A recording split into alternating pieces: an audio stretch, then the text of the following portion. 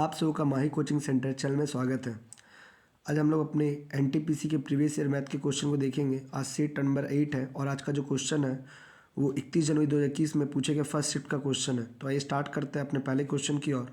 और अगर आपको वीडियो पसंद आए तो वीडियो को लाइक करना ना भूलें और चैनल को जरूर सब्सक्राइब करें। पहला क्वेश्चन है कि 32:20 को इसके निम्न रूप में व्यक्त कीजिए। निम्न मतलब छोटा, काट के छोटा कर देना है। तो एक नंबर क्वेश्चन बहुत ही ईजी है। 32/20 काट दिए तो ये 4 बार में 8 से काटेंगे, 4 या 8 32, 4 पंचे 20 यानी 8/5। ये इसका करेक्ट आंसर होगा, यानी ऑप्शन नंबर ए इसका राइट आंसर है। अगला जो क्वेश्चन है कहता है कि एक कंप्यूटर गेम में एक बिल्डर 20 घंटे में एक दीवार का निर्माण कर सकता है, जबकि एक डिस्ट्रॉयर इस दीवार को 50 घंटे में पूरी तरह से ध्वस्त कर सकता है। यदि बिल्डर और डिस्ट्रक्टर दोनों को आरंभ में समतल जमीन पर काम करने के लिए नियुक्त किया गया था, परंतु 30 घंटे के बाद डिस्ट्रॉयर को हटा दिया गया, तो दीवार का निर्माण करने में कुल कितना घंटा लगेगा। क्वेश्चन वही नल टंकी का ही है, बस लिखने का तरीका अलग है। वहाँ पर एक नल किसी टंकी को भरता और खाली करता वैसे कहता था, या बनाने और तोड़ने का बात है, तो मतलब सेम ही है। तो इसको हम लोग दोनों तरीक़ा से बना सकते हैं। पहले बटा करके ही बना देते हैं। ये 20 बनाने वाला है और तोड़ने वाला कितना है 50। अगर घर बन रहा है तो वहाँ बराबर में 1 लिखेंगे, और अगर घर नहीं बन रहा है तो 0 लिखेंगे। तो लास्ट में लिखा था दीवार का निर्माण करने में कुल कितना समय, यानी दीवार बनेगा, इसलिए यहाँ पर कितना लिख देंगे 1। जो जितना देर काम करता है उसका माथा वो उतना ही लिखते हैं। पहले दोनों ही 30 घंटा काम किया, यानी ये भी 30 और ये भी 30। फिर उसके बाद डिस्ट्रक्टर जो है यानी तोड़ने वाला, उसको बंद कर दिया गया, तो बचाव काम कौन करेगा, ये कितना समय में x। बस इसी को अगर हम लोग एलसीएम लेके काटेंगे तो इधर आके जुट जाएगा। तो एक में अगर हम लोग 3/5 को जोड़ते हैं तो ये हो जाएगा 8/5, और ये इससे 4 बार में 8 चौक 32, यानी x का मान हो जाएगा 2, यानी 2 घंटा और काम करेगा। तो लास्ट में पूछा था दीवार को बनने में कुल कितना समय लगा, तो पहले लोग 30 घंटा साथ में किया और 2 घंटा अकेला किया, यानी कुल मिलाकर हो जाएगा 32 घंटा। इसका करेक्ट आंसर होगा। ऐसे जवाब बना सकते हैं बटा करके, या फिर वैसे भी हम लोग चाहें तो वैसे ही बना सकते हैं, उसमें भी देख लेते हैं। पहले क्या बोला था, ए भरने वाला है जो कि कितना बना सकता है, तो 20, और बी जबकि तोड़ने वाला है यानी कितना है 50। ये प्लस करेगा, ये माइनस। टोटल काम कितना हो गया, टोटल काम हो गया 100। एलसीएम 5 और इसका एलसीएम 2, यानी एलसीएम बोल रहे हैं, यानी एक घंटे का क्षमता वो 1 घंटे में 5 बना सकता है, जबकि 1 घंटे में 2 तोड़ सकता है।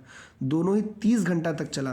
तो अगर ये 5 बनाएगा और 2 तोड़ेगा तो 1 घंटा में 3 ही बनेगा। तो 1 घंटा में 3, तो 30 घंटा में कितना बनेगा, 30 3 90, तो 90 बन गया। तो बचा कितना और 10। अब जो तोड़ने वाला वो चला गया, यानी यही करेगा काम। तो 1 घंटा में 5 बनाता है, तो 10 बनाने में कितना लगा देगा, तो 2 घंटा लगा देगा। तो इधर 30 लगा था, इधर 2, यानी कुल मिलाकर 32 घंटा इसका करेक्ट आंसर होगा। क्वेश्चन नंबर 3, ये तो बोर्ड मास है, इजी ही होगा। इसको ऐसे ही बनाते हैं। सबसे पहले छोटी ब्रैकेट का काम, यहाँ पर सबसे पहले डिवाइड होगा। 16 को 4 से डिवाइड किए 4, 8 से 4 गुना होगा 8 चौक 32। -32 में अगर हम लोग 6 घटाते हैं तो आएगा कितना, -32 में अगर 6 घटेगा तो -26। फिर यह माइनस है तो -26 प्लस हो जाएगा। अब 26 और 15 को जोड़ते हैं तो 26 और 15, तो ये पूरा हो जाएगा 41।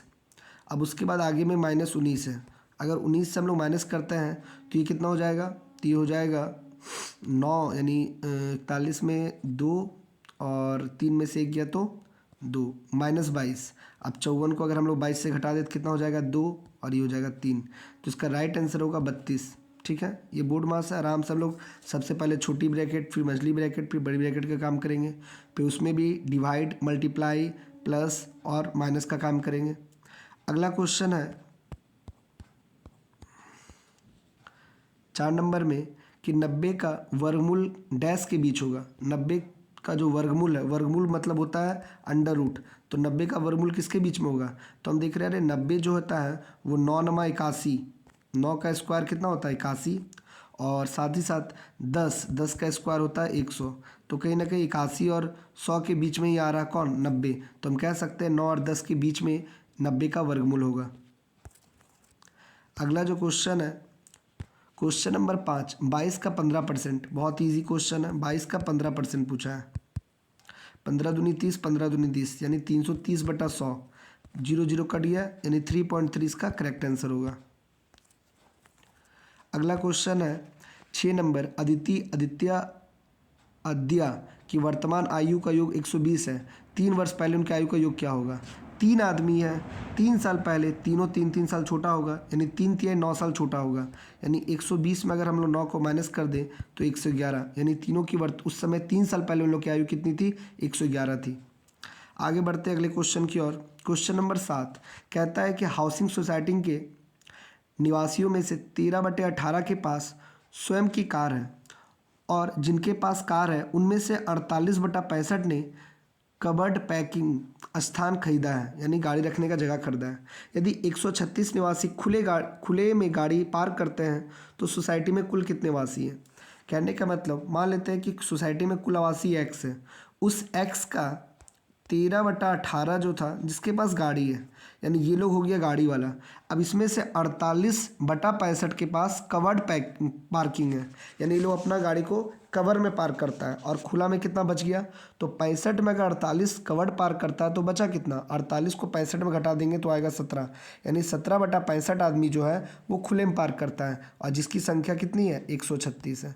तो यहाँ से हम लोग कैलकुलेट करेंगे, टोटल आदमी आ जाएगा। ये इससे 8 बार में कट गया, ये इससे 5 बार में कट गया।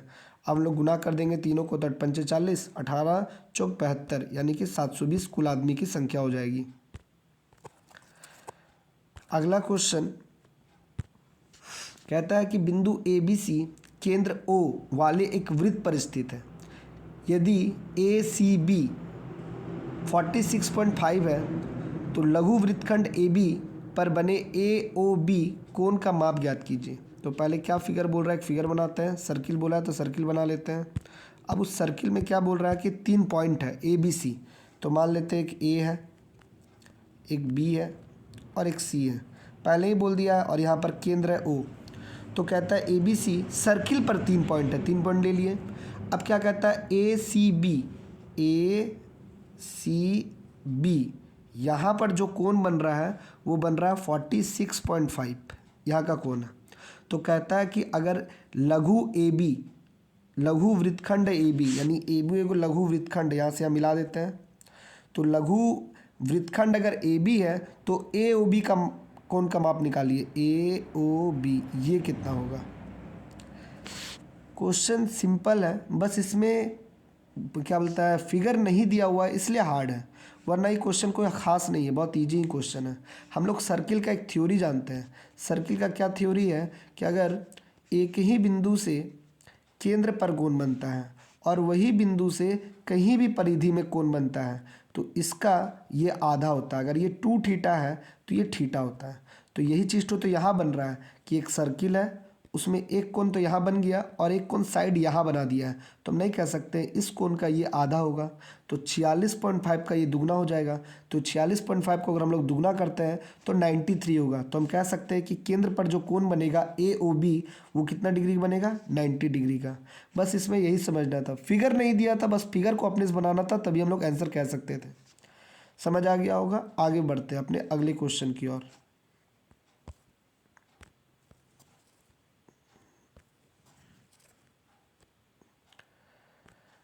इसके बाद अगला क्वेश्चन है cos 41 अब बट्टा में sin 49। ये तो देख के लग रहा है 1 होगा, 1 होगा 2 हो जाएगा, क्योंकि हम लोग जानते हैं कि साइन को अगर हम लोग 90 - θ चेंज करते हैं तो वो बन जाता है cos θ। और ये दिख रहा है कि वो दोनों को जोड़ने पर 90 आ रहा है, तो हम लोग किसी एक को चेंज करते हैं। अगर हम लोग cos को साइन में चेंज करेंगे तो साइन 90 - θ करके हो जाएगा 49 और नीचे भी साइन 49 है, ये दोनों कट के एक हो जाएगा। सेम काम यहाँ भी होगा, दोनों चेंज हो जाएगा तो 1 और 1 जोड़ने पर कितना हो जाएगा? 2। ये क्लास 10 में ही पूछा हुआ इजी क्वेश्चन है। अगला क्वेश्चन है एक आयत का परिमाप 96 है, लंबाई 27 हो तो चौड़ाई ज्ञात कीजिए। पूरा ही इजी क्वेश्चन है। आयत का परिमाप होता है 2 × L + B, जो कि दिया हुआ है 96। ये 2 इससे कट गया 48 बार में। लंबाई पता है 27, तो B निकालना है, तो यानी L उधर आके घटेगा, तो 48 में अगर 27 को घटा देंगे तो ये बचेगा 21। तो हम कह सकते हैं इसकी चौड़ाई 21 होगी। अगला क्वेश्चन है क्वेश्चन नंबर 11।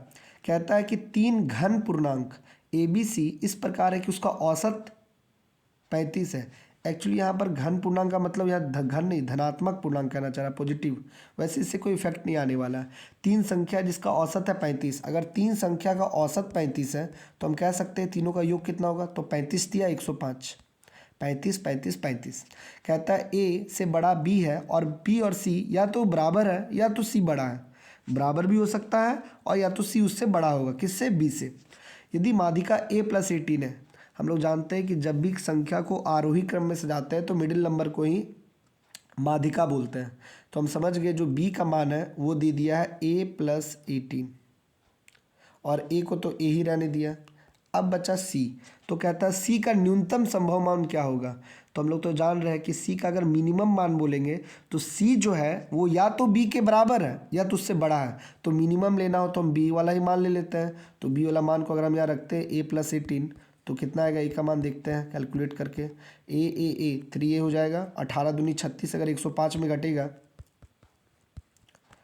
तो 9 और यहाँ हो जाएगा 9 में से 3 जाएगा 6 और 3 से ही कट जाएगा 23, यानी कि 23 हो गया A का मान। पूछा था C का न्यूनतम मान, तो 23, तो C का तो 18 माने हुए A + 18, तो 23 में 18 अगर जोड़ते हैं तो 41। तो हम कह सकते हैं कि जो C का न्यूनतम पॉसिबल मान है वो कितना होगा, 41 होगा।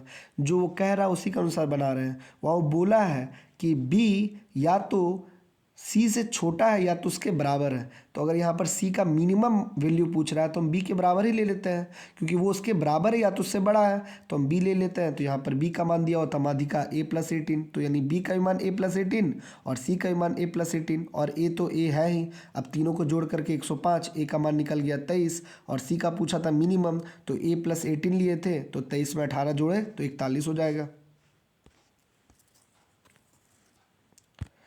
अगला क्वेश्चन है, यदि 5 वर्षों के लिए निवेश की गई धनराशि प्रत्येक साधारण ब्याज पर प्रदान की गई तो 5 वर्ष की अवधि के समाप्त होने पर परिपक्वता देय राशि 2340 होती है। हालांकि यह धनराशि केवल 2 वर्षों के लिए निवेश की जाती तो परिपक्वता देय राशि 2016 होती।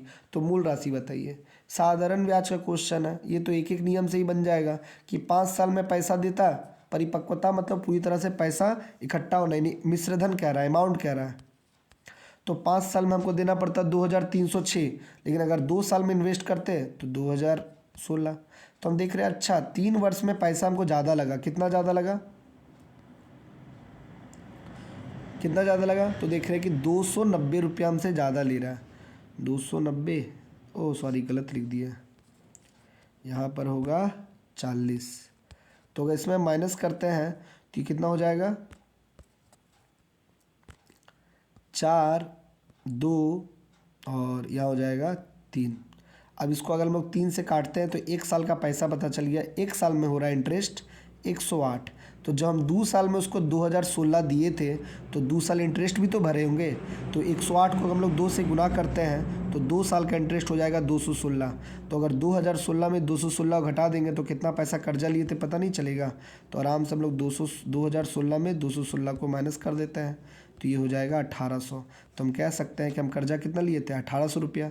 साधारण ब्याज है इसलिए हम लोग एक एक नियम से आराम से बना सकते हैं, क्योंकि हम लोग साधारण ब्याज में जानते हैं कि पैसा जो होता है वो हर साल सेम ब्याज लगता है उस पैसे का। तो 5 साल में देते तो 2340 और 2 साल में देते तो 2016। तो 3 साल में का अंतर आया 324, यानी 3 साल का ब्याज है 324, तो 1 साल का ब्याज है 108। अब अगर 2 साल बाद 2016 दिए थे तो 2 बार ब्याज भी तो भरे होंगे। तो 108 दूनी 216, तो 2016 में 216 घटाए तो 1800 रुपया उसका राशि आ गया। अगला जो क्वेश्चन है, क्वेश्चन नंबर 12 के बाद 13। 5% साधारण ब्याज की दर से 4 वर्ष में निवेश की गई राशि परिपक्वता से 150 हो जाती है। हो जाती मतलब ये अमाउंट है। तो हम देख रहे हैं रेट 5 है, टी 4 है, अमाउंट 150 है। तो निवेश राशि पूछ रहा है। साधारण ब्याज है तो जान रहे अगर 5% है पहला साल तो हर साल 5 ही लगेगा, 5 चौक 20, यानी 20% तो केवल ब्याज है। तो अगर अमाउंट का बात करते हैं तो हम 100% जो पैसा दिए तो वो जोड़ना भी तो पड़ेगा, यानी 20% ब्याज और 100% मेरा पैसा, यानी कुल मिलाकर हमको 120% पैसा मिलेगा। यानी हम जितना भी पैसा दिए तो उसका 120% जब वो भरेगा तो वही हो जाएगा 150। ये 6 बार में, ये 5 बार में, 6 से कटेगा तो 6×2 = 12, 6×5 = 30, यानी पी का मान हो जाएगा 125। तो हम कह सकते हैं वह धनराशि कितनी थी, 125 थी। 14 नंबर क्वेश्चन कहता है कि परवेश प्रतिदिन 6 PM अपने कार्यालय से निकलता है और 7:30 PM पर घर पहुंच जाता है, यानी 1.5 घंटा का सफ़र है उसका कार्यालय से घर। एक दिन वह 6 PM पर अपने कार्यालय से निकला, लेकिन उसने अपने सामान्य चाल का 4/5 चाल से 1/4 दूरी तय की। यदि परवेज समय पर घर पहुंचने में सफल हुआ तो उसने यात्रा का शेष सामान्य चाल से कितना गुना पर तय किया था। अच्छा, कहने का मतलब वो नॉर्मल स्पीड से पहले 1/4 गया, लेकिन समय पे घर पहुंचा। इसका मतलब जो बचा हुआ दूरी था स्पीड गया होगा। कितना स्पीड गया वही क्वेश्चन है। तो यहाँ पर एक चीज़ हम देख रहे हैं कि दूरी हम नहीं जान रहे, तो मान लेते हैं घर से कार्यालय से घर x से दूरी। तो पहले उसका चाल कितना था, तो पहले चाल था x, अब बट्टा में 1.5 है 1.5, यानी 1.5 घंटा का मतलब 1.5, और बट्टा में लिखेंगे तो 3/2, तो 3 नीचे जाएगा तो 2 ऊपर चल जाएगा। ये उसका नॉर्मल चाल था। लेकिन वो क्या कर रहा है कि जितना भी दूरी था, जैसे हम x माने, तो x का x/4 यानी x/4 वो गया नॉर्मल चाल से नहीं गया, यानी 2x/3 से नहीं गया, वो कितना से गया, इसका गया वो 4/5 से। और बचा हुआ दूरी, तो दूरी कितना बचा, अगर 1/4 चल चुका है तो बचा 3x/4, और ये दूरी वो नॉर्मल चाल से जाएगा, उससे अधिक से जाएगा। तो नॉर्मल चाल तो 2x/3 है, उससे कितना अधिक जाएगा नहीं मालूम है, तो मान लेते a गुना अधिक जाएगा। कितना गुना अधिक जाएगा, तो a गुना अधिक जाएगा, जिससे वो सही समय पर पहुंचेगा। सही समय मतलब 1.5 घंटा, और 1.5 को हम लोग फिर लिख देते हैं 3/2। यहाँ पर सॉल्व करेंगे, a का मान जितना आएगा आंसर हो जाएगा। देख रहे x और x कट गया। अब ये देख रहे 5×3 = 15 ऊपर जाएगा, और 4×2 = 8 नीचे आएगा। यहाँ तक तो समझ आ गया। 4×4 = 16, 16×2 = 32, 32 नीचे आएगा, क्योंकि ये भी 4, ये भी 4, ये भी 2, तो 32 हो गया। और अगर यहाँ लिखते हैं तो x और x ये भी कट गया, 4 और 4 भी कट गया, तो बचा कितना, ऊपर में बचा 3 और नीचे बचा 2a, और बराबर 3/2। अब कैलकुलेशन करते हैं। कैलकुलेशन करने पर कितना आता है, ये अगर इधर आके घटेगा तो 3/2a बराबर एलसीएम होगा 32, 16×3 = 48 और -15। 48 में 15 घटेगा तो आएगा 33/32। क्या देख रहे हैं, ये इससे कट जाएगा 11 बार में, और ये इससे कट जाएगा कितना बार में, 16 बार में। कहीं तो कैलकुलेशन 11/16, एक सेकेंड, कहीं कैलकुलेशन लगता मिस्टेक तो नहीं हो गया। 3/4 दूरी, ठीक है। x कट गया, ये 4 नीचे आया, 4×4 = 16, 16 में 32, 5×3 = 15, ये भी सही है। ये 4 इधर आएगा, ओ मिस्टेक यहाँ पर है। एक्चुअली में यहाँ पर सामान्य चाल को हम गलत लिख दिए हैं। यहाँ पर सामान्य चाल कितना बोला था, 2/3 था। अब इसी कारण पूरा मिस्टेक हो गया। थोड़ा सा इसको यहाँ से कैलकुलेशन सही कर लेते हैं। अच्छा, ये लाइन को फिर से लिखते हैं, देखते क्या था। पहले हमको क्या पता चला कि हम मान लिए तो उसके घर से ऑफिस की दूरी x है, तो और वो 1.5 घंटा में जाता है, तो उसका नॉर्मल चाल कितना हुआ, तो हम लोग जानते हैं दूरी बटा समय। दूरी था x और समय था 3/2, तो 3 नीचे रहा, 2 ऊपर चला गया, इसका नॉर्मल था। अब क्या देख रहे हैं कि वो x दूरी का 1/4 यानी x/4 वो कितना का स्पीड जाएगा, तो नॉर्मल चाल से नहीं जाके वो इसका 4/5 से जाएगा। और बचा हुआ दूरी कितना है, 3x/4। ये दूरी वो नॉर्मल चाल से कितना गुना अधिक जाएगा तो नहीं मालूम है, तो a मान लिए, और बराबर हो जाएगा 3/2। अब इसको अगर हम लोग कैलकुलेट करते हैं तो ये देखते कितना आएगा। तो यहाँ पर देख रहे हैं 4×4 = 16, 16×2 = 32, यानी 32 नीचे आएगा। x तो सब में कट ही जा रहा है, काट दे रहा है। उसके बाद 5×3 = 15 ऊपर जाएगा, यहाँ पर 3 जो है ऊपर जाएगा, 3×3 = 9, और यहाँ पर 4×2 = 8 है। अब अगर इसको हम लोग घटाते हैं तो घटाने पर क्या आएगा, तो 9/8 है, और यहाँ पर एलसीएम 32, 16×3 = 48 -15, यानी कि 33/32। अब ये के बार में, 4 बार में, ये कई बार में, तो 11, और यहाँ रह गया 3, तो अब हम लोग ए का मान जब निकालेंगे तो ए बराबर आएगा 12/11, यानी इसका करेक्ट आंसर हो जाएगा 12/11। अच्छा क्वेश्चन था, बस थोड़ा ध्यान से कैलकुलेशन करना था। समझ आ गया होगा कि पहले वो दूरी को x मान लिए हैं, जिस कारण से उसका नॉर्मल स्पीड निकल गया 2x/3, और फिर कहता है कि अगर वो अपनी दूरी का 1/4 यानी x/4 नॉर्मल चाल का 4/5 से चले और बचा हुआ दूरी 3x/4 वो नॉर्मल चाल से कितना गुना अधिक नहीं मालूम है, तो a गुना अधिक से चले तो राइट टाइम पे पहुंचता है, बराबर 3/2। सॉल्व करेंगे तो 12/11 इसका करेक्ट आंसर होगा। अगला क्वेश्चन है 50 और 60 के बीच अभाज्य संख्याओं का योग। तो 50 और 60 के बीच में एक 53 और एक 59, यही दो नंबर है जो कि क्या होता है, जो कि अभाज्य संख्या होता है। ये दोनों को अगर जोड़ते हैं तो ये मिल जाएगा 112, जो कि इसका करेक्ट आंसर होगा। अगला क्वेश्चन है 16 नंबर, नीचे दी गई संख्या में कौन सी संख्या पूर्ण वर्ग नहीं है। तो हम लोग जानते हैं पूर्ण वर्ग करने पर एक चीज़ तो जानते हैं कि 1 का स्क्वायर 1 होता है, 2 का स्क्वायर 4, 3 का स्क्वायर 9, 4 का स्क्वायर 16, हम सिर्फ इकाई अंक लिख रहे हैं, 5 का स्क्वायर 25, 6 का स्क्वायर 36, 7 का स्क्वायर 49, 8 का स्क्वायर 64, 9 का स्क्वायर 81 और 10 का स्क्वायर 100। तो एक चीज़ तो समझ आता है कि कभी भी किसी संख्या का स्क्वायर करते हैं तो इकाई अंक पे ना तो कभी 2 मिलता है, ना कभी 3 मिलता है, ना कभी 8 मिलता है और ना ही कभी 7 मिलता है। यानी ये सब संख्या इकाई में कभी भी रहेगा तो वो किसी का स्क्वायर हो ही नहीं सकता है। तो इसको ऑप्शन में ही देख लेंगे कि कौन ऐसा संख्या जिसका इकाई में ये सब कोई भी अंक दिया हुआ है। तो देखते हो ऑप्शन सी जो है यहाँ साफ दिख रहा है कि इसका इकाई में 2 दिया हुआ है, और इकाई में 2 यानी पॉसिबल ही नहीं है किसी का स्क्वायर हो सकता है। तो ये इसका राइट आंसर हो जाएगा।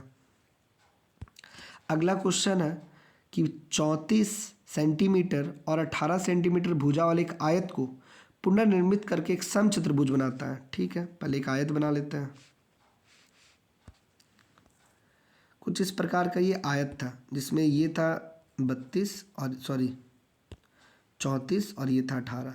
अब इसी को क्या कर रहा है, वो एक समचतुर्भुज बना रहा है। समचतुर्भुज का मतलब कुछ इस प्रकार का, एक्चुअली ये वर्ग टाइप का दिखेगा लेकिन होता नहीं है, ऐसे ही बनाते हैं। इस प्रकार का समचतुर्भुज जिसके विकर्ण एक दूसरे को 90 पे प्रतिच्छेद करते हैं। तो यहाँ पर क्या है कि इसी से ये बनेगा, तो हम लोग कह सकते हैं कि दोनों का परिमाप बराबर होगा। तो पहले इसका परिमाप निकालते हैं। तो 34 और 18 को जोड़ते हैं तो मिलेगा 52। अब 52 दूनी हो जाएगा 100,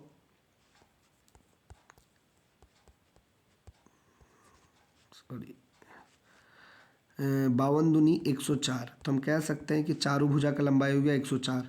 अगर इसको हम लोग 4 से भाग दे दें तो ये नहीं कितना हो जाएगा, 4 दूनी 8 और 2 और 4 24, 26, यानी इसकी प्रत्येक भुजा 26 है।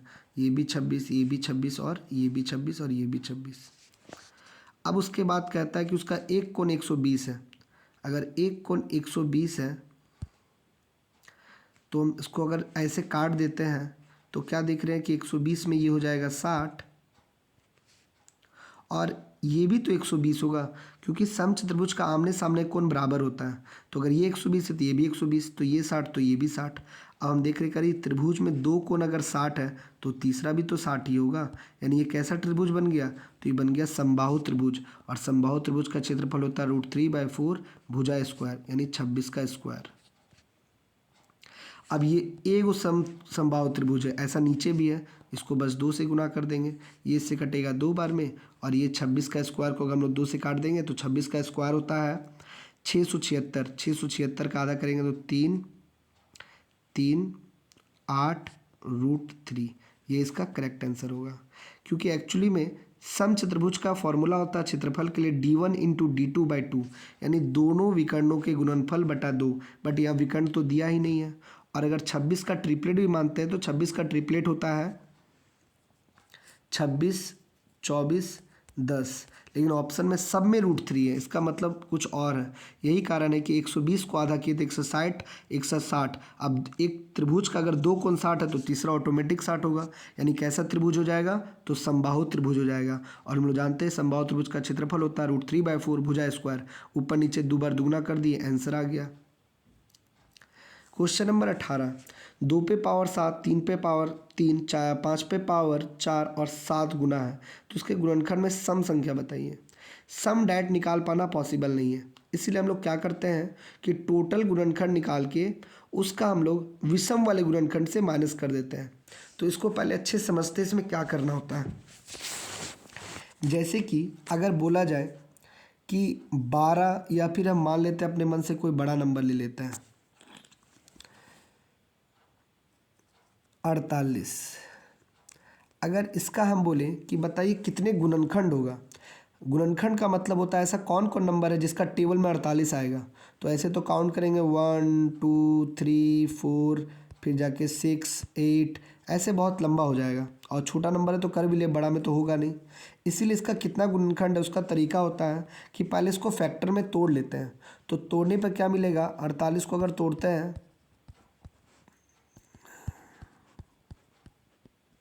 यानी 2 पे पावर 1 2 3 4 और 3 पे पावर 1, ये हो जाएगा 48 का फैक्टर। अब क्या करते हैं इसमें हम लोग कि जो भी पावर है उसको 1 बढ़ाते हैं। तो क्या देख रहे हैं कि इसका पावर जो है वो 4 है और इसका 1 है। तो 4 में 1 जोड़ेंगे तो कितना होगा 5, और 1 में 1 जोड़ेंगे तो 2। ये दोनों को गुना कर देंगे तो 5 दूनी 10। तो हम कह सकते हैं कि 48 का टोटल गुणनखंड 10 है।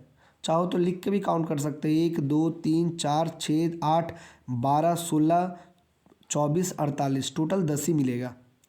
अब इसमें क्वेश्चन आता है कि सम कितना और विषम कितना, विषम कितना होगा और सम कितना होगा। तो सम निकालने का डायरेक्ट तरीका मुश्किल है, उसके लिए हम लोग क्या करते हैं पहले विषम निकालते हैं। तो यहाँ पर ये दोनों में से विषम कौन है, तो देख रहे हैं 3, और 3 पे पावर कितना है 1, 1 बढ़ा देते हैं। तो 1 बढ़ाएंगे तो हो जाएगा 2, यानी कि विषम की संख्या हो जाएगी 2। और हम लोग जानते हैं टोटल फैक्टर 10 था और विषम 2 है, तो 10 में से 2 घटेगा तो सम कितना बचेगा 8 गो। तो हम कह सकते हैं इसमें सम कितना हो जाएगा 8 हो जाएगा। ये तो छोटा था। अब हम लोग इस क्वेश्चन को देखते हैं कि कैसे बनाएंगे। यहाँ पर संख्या नहीं, पहले से फैक्टर करके दिया है, तो हम लोग वैसे ही लिखते हैं 2 पे पावर 7 गुना 3 पे पावर 3 गुना 5 पे पावर 4 गुना 7 पे पावर 1। तो अगर इसमें बोला जाए कि बताइए इसका गुणनखंड कितना होगा, ना तो सम ना तो विषम, दोनों मिला करके टोटल गुणनखंड। तो हम लोग गुणनखंड निकालने के लिए क्या करेंगे, सबका पावर को 1 बढ़ाएंगे। सबका पावर अगर 1 बढ़ाते हैं तो यहाँ 7 है, 7 बढ़ जाएगा तो 8 हो जाएगा। यहाँ 3 है तो 1 बढ़ेगा तो 4 हो जाएगा, और 4 है तो यहाँ 5 हो जाएगा, और 1 है तो 2 हो जाएगा। अभी कितना हो गया, तो 8 चौक 32 और 5 दूनी 10, यानी टोटल इसका गुणनखंड हो जाएगा 320। लेकिन अगर इस क्वेश्चन में विषम और सम पूछा जाए कि बताइए विषम कितना है और सम कितना है, तो अगर बात करें विषम का तो केवल विषम संख्या को लेंगे, 3 5 7। 3 में देख रहे हैं कि 3 दिया हुआ था तो 1 बढ़ाएंगे तो 4 हो जाएगा। 5 में दिया हुआ था 4, 1 बढ़ाएंगे तो ये 5 हो जाएगा, और 1 था 2, ये कितना हो गया 4 पंचे 20, अब 20 दूनी 40, तो हम कह सकते हैं 40। अब सम के लिए क्या करते हैं कि टोटल गुणनखंड में विषम वाला को माइनस कर देते हैं, तो ये माइनस हो जाएगा तो कितना हो जाएगा 280। तो हम कह सकते हैं कि ये जो संख्या दिया हुआ था इसके सम जो होंगे वो 280 गुणनखंड होगा। समझ आ गया होगा। आगे बढ़ते हैं अपने अगले क्वेश्चन की ओर।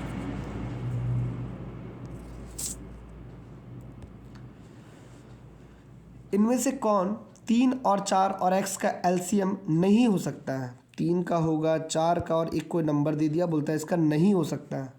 तो 3 चौक 12, सब नंबर 12 से कटना चाहिए। अगर 12 से कोई ऐसा नंबर जो नहीं कट रहा है तो वो पॉसिबल ही नहीं है। 60 से 12 कट रहा है, 24 कट रहा है, 36 कट रहा है, 18 नहीं कट रहा है, तो ये इसका पॉसिबल नहीं है, क्योंकि जब 4 से नहीं कट रहा है तो फिर होगा कैसे। क्वेश्चन नंबर 20, x का न्यूनतम मान ज्ञात कीजिए जिसमें 136 और x माइनस 4 एक पूर्णांक बनता हो। पहली बात, पूर्णांक का डिफिनेशन क्या है, ये पूर्णांक क्या होता है। पूर्णांक का मतलब होता है कोई भी नंबर बट्टा में नहीं होना चाहिए, बस नंबर होना चाहिए, वो चाहे माइनस में रहे चाहे वो प्लस में रहे, 1 2 3 4 5 -1 2 3 4 5, ये कुछ भी नंबर दिया रहेगा उससे फ़र्क नहीं पड़ता, बस नंबर होना चाहिए, उसी को बोलते हैं पूर्णांक। तो हम लोग को यहाँ पर क्या बोला है कि सबसे मिनिमम नंबर लेना है। तो यहाँ ऑप्शन में सबसे मिनिमम है 268, क्योंकि माइनस जितना होगा जो बड़ा है वही सबसे छोटा बन जाता है। तो अगर हम लोग माइनस रखते हैं 268, तो -4 और -268 कुल मिलाकर हो जाएगा 272। अब देख रही कटेगा तो बट्टा में आएगा, ये पॉसिबल ही नहीं, ये पूर्णांक नहीं हो सकता। अगला छोटा ऑप्शन कौन है? अगला है 132। अगर 132 में 104 जोड़ेंगे तो 136, ये और ये कट गया तो बचा क्या? -1। तो हम कह सकते हैं यही सबसे छोटा नंबर रखने पर ये पूर्णांक आ जा रहा है, इसलिए इसका करेक्ट आंसर होगा -132। अगर इसमें नहीं आता फिर आगे 72 चेक करते, फिर 140 चेक करते, बस कटना चाहिए, कट के कोई नंबर आ गया इसका मतलब वो पूर्णांक है। इसीलिए हम लोग जब भी क्वेश्चन में पढ़ते हैं तो धनात्मक पूर्णांक या ऋणात्मक पूर्णांक लिखा रहता है। इसके बाद क्वेश्चन नंबर 21, 5/2 और 2/5 का योग। अच्छा क्वेश्चन, इजी क्वेश्चन है, छोड़ दे रहे, बन जाएगा, आराम से एलसीएम लेके जोड़ कर लेना है। 22, 14% का लाभ और 10% की हानि पर किसी वस्तु का विक्रय मूल्य का अंतर 60 है। 14% लाभ का मतलब 114, 10% हानि का मतलब 90, के परसेंट का डिफरेंस है। तो देख रहे हैं 24% का डिफरेंस है। तो हम कह सकते हैं कि वस्तु का 24% कितना के बराबर है? 60, क्योंकि 60 का अंतर यही तो है। तो 12 दूनी 12 पंचे, आइए 50, तो ये हो गया 250। हम कह सकते हैं उस वस्तु का क्रय मूल्य 250 रुपया होगा। इसके बाद है क्वेश्चन नंबर 23। 23 में क्या लिखा हुआ? x + 1/x = 3, तो x³ + 1/x³ का मान हम लोग जानते हैं इसका फॉर्मूला कि अगर ऐसे कभी यहाँ k लिखा रहता है तो k³ - 3k करते हैं। अगर यहाँ पर भी प्लस है, यहाँ भी प्लस है, तो यह -3 करते हैं। और अगर दोनों जगह माइनस रहता है तो +3k करते हैं। तो हम लोग को क्या करना था, k के जहाँ पर 3 लिखा हुआ तो 3 का क्यूब कितना होगा? 27, और 3 तिहाई 9, 27 में से 9 घटेगा तो 18। इसका करेक्ट आंसर हो जाएगा 18। ये दोनों साइड एक a + b का होल क्यूब कर रहे हैं, उसी से ये फॉर्मूला बनता है। क्वेश्चन नंबर 24, 14 व्यक्ति 12 दिन में एक दीवार को निर्माण करते हैं और 7 व्यक्ति एक अन्य समूह उसके से प्रत्येक व्यक्ति के पहले समूह का व्यक्ति की तुलना में केवल 1/4 कुशल है, तो इस दीवार को पूरा करने में कितना दिन लगाएगा? यानी पहलका आदमी से दूसरा वाला जो आदमी लोग हैं वो लोग 1/4 है। तो हम कह सकते हैं कि अगर पहले 14 ए आदमी, पहलका आदमी को ए मान लेते हैं, 12 दिन में करता था, तो दूसरा बार 7 बी आदमी के दिन में करेगा, नहीं मालूम है तो x। फिर कहता है कि पहलका आदमी से ये 1/4 है, यानी पहलका आदमी का क्षमता अगर 4 था तो दूसरा का आदमी का क्षमता 1 है, तो ए के जहाँ पर 4 बैठा देते हैं और बी के जहाँ पर 1 बैठा देते हैं। तो ये 7 दूनी 14, 4 दूनी 8, 12 8 96। हम कह सकते हैं ये काम पूरा करने में 96 दिन का समय लेगा, क्षमता दिया हुआ था।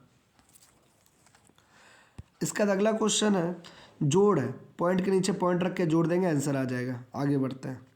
Question number 26, sin x - 3 cos x = √3 cos x। ऐसे क्वेश्चन क्लास 10 का ही है। ऐसे क्वेश्चन हम लोग क्या करते हैं, और ये हमेशा क्वेश्चन में या तो 10 पूछेगा या तो क्या बोलता है कॉट पूछेगा।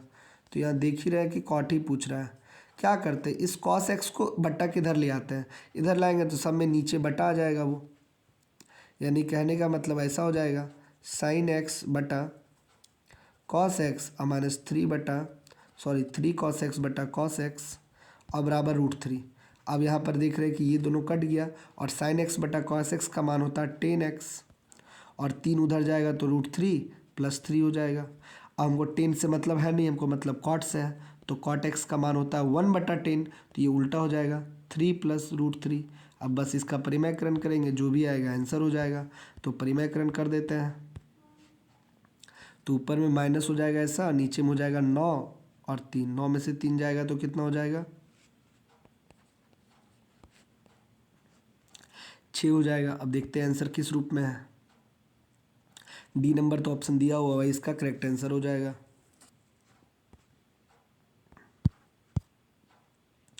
एक गोले का आयतन इतना है तो व्यास ज्ञात कीजिए। इजी क्वेश्चन है। गोला का आयतन होता है 4/3 πr³ बराबर दियल है 4851। तो अगर हम लोग सब मान बैठा देते हैं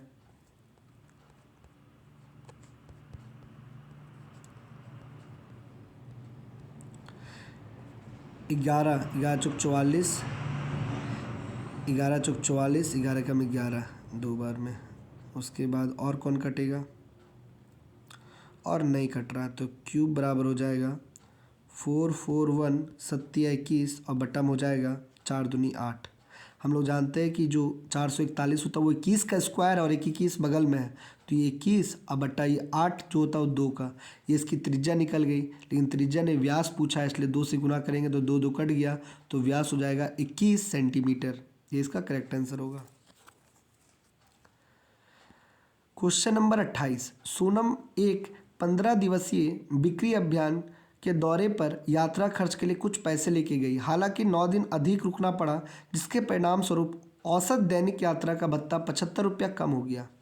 अब हम कहीं जाते हैं प्लानिंग करके कि 5 दिन वहाँ रुकना है, और हम 5 दिन का खर्चा देख रहे हैं कि मान लेते हैं 1000 करके हम वो कर रहे हैं। तो 5 दिन में अगर 1000 करके खर्च कर रहे हैं तो 5000 खर्च होने वाला है। लेकिन अगर 5 के जगह हम 10 दिन रुकेंगे तो हमको उतना ही पैसा में सर्वाइव करने के लिए डेली का खर्च कम करना पड़ेगा। तो यहाँ भी वही क्वेश्चन है कि पहले उसका प्लान था कि 15 दिन वो जाएगी तो कितना रुपया खर्च करेगी, तो मान लेते हैं पर डे x रुपया खर्च करेगी।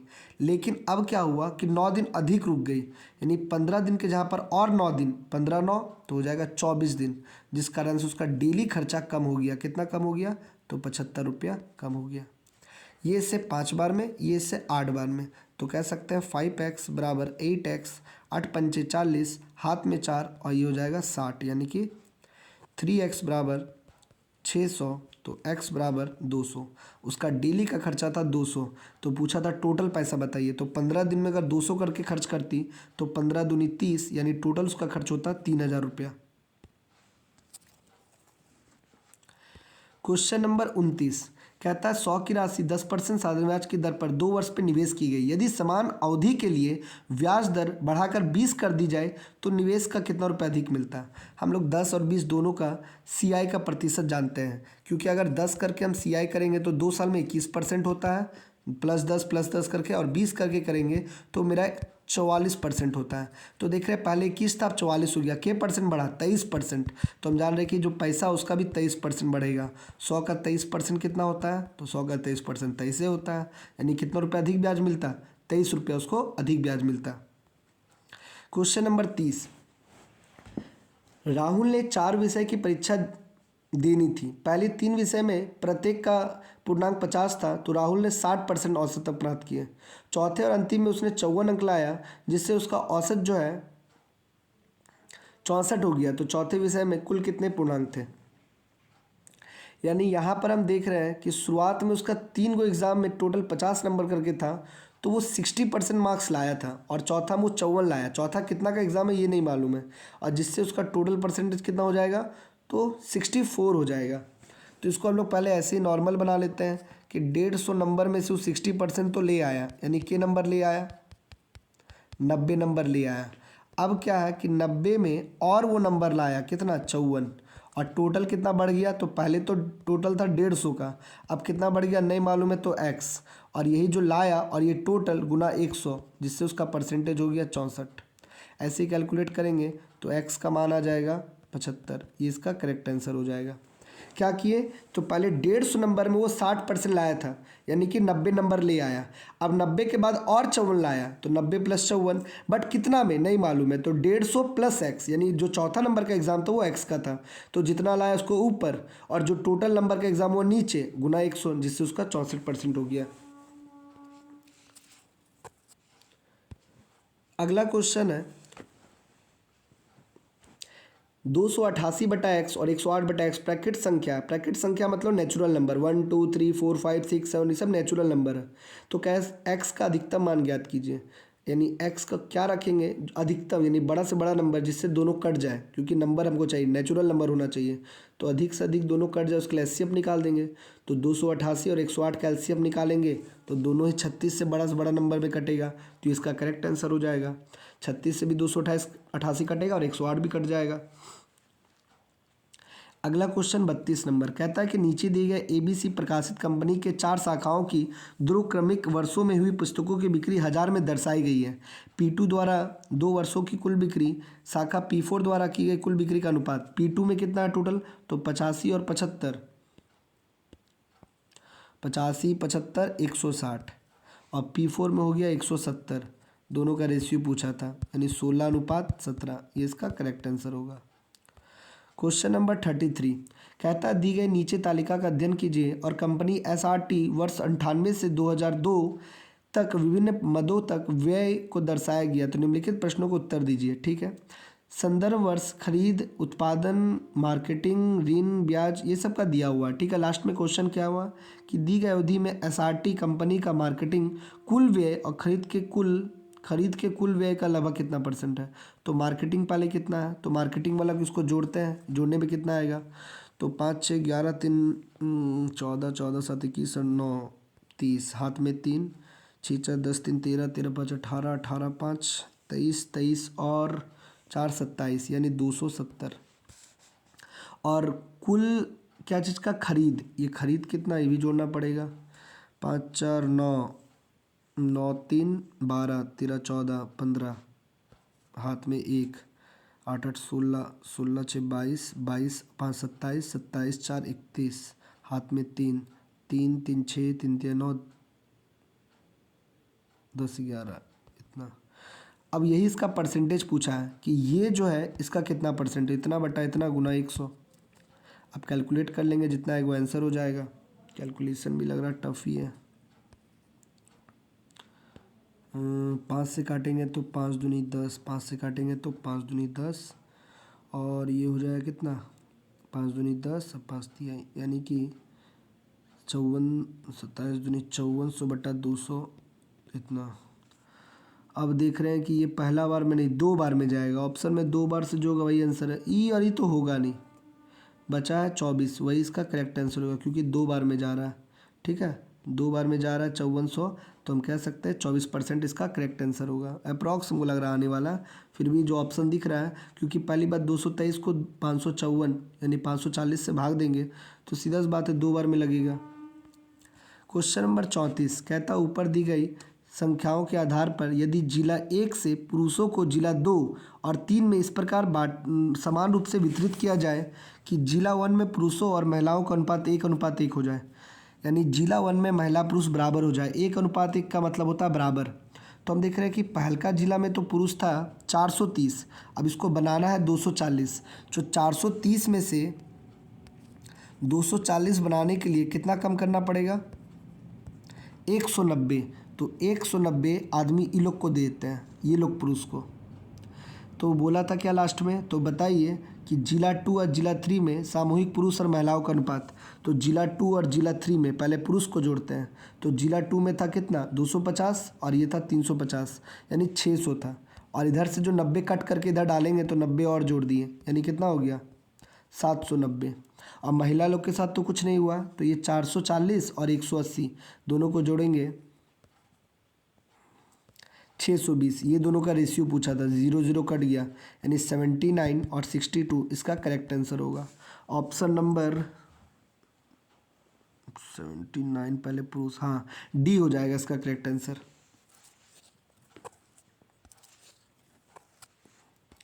अगला क्वेश्चन 35, आखिरी क्वेश्चन है शायद, हाँ आखिरी क्वेश्चन है। कहता है पी से क्यू 2 बस टिकट और पी से आर 3 बस टिकट की कीमत है 99, परंतु पी से क्यू 3 बस टिकट और शहर पी से आर 2 बस टिकट की 91 है। ये तो 2 इक्वेशन दिख रहा है, पी क्यू पी आर, वही तो लिखा हुआ है। पहले 2 बस बोला था, यानी 2x + 3y क्या रुपया लग रहा था दोनों मिला करके, तो बोलता है 99 लगेगा। ठीक है, दूसरा बार उल्टा कर दिया, इसको 3 ठो इसको 2 ठो, तो अबरी बोलता लगेगा 91। तो अब देख रहे करे 3 2 3 2 दोनों को जोड़िए देता है, ऐसे आ जाएगा 5x + 5y बराबर 190।